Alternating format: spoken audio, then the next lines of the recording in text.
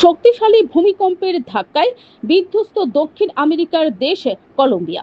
Richter স্কেলে 7.4 মাত্রার এই ভয়াবহ কম্পনে পশ্চিম কলম্বিয়া সহ দেশের এক বিশাল এলাকা লণ্ডভণ্ড হয়ে গিয়েছে। সর্বশেষ পাওয়া খবর অনুযায়ী এখনো পর্যন্ত মৃতের সংখ্যা বেড়ে দাঁড়িয়েছে 132। আহত হয়েছেন অন্তত 570 জন। এটি চলতি শতাব্দীতে কলম্বিয়ার সবচেয়ে শক্তিশালী ভূমিকম্প বলে জানিয়েছে দেশটির ভূতাত্ত্বিক জরিপ সংস্থা। ভূমিকম্পের তীব্রতায় একাধিক শহরে অন্তত 61টি বহুতল পুরোপুরি ভেঙে পড়েছে।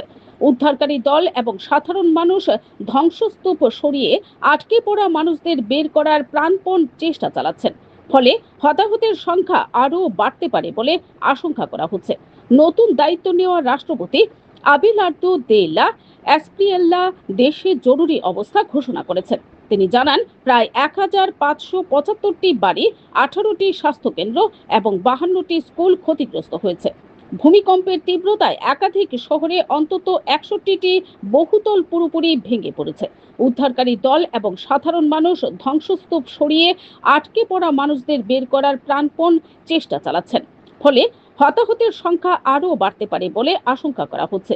নতুন দায়িত্ব নেওয়া রাষ্ট্রপতি আবেলার্দো দে লা এসপ্রিয়েল্লা দেশে জরুরি অবস্থা ঘোষণা করেছেন। তিনি জানান, প্রায় 1575টি বাড়ি, 18টি স্বাস্থ্যকেন্দ্র এবং 52টি স্কুল ক্ষতিগ্রস্ত হয়েছে। Bureau report, BTV Tripura news.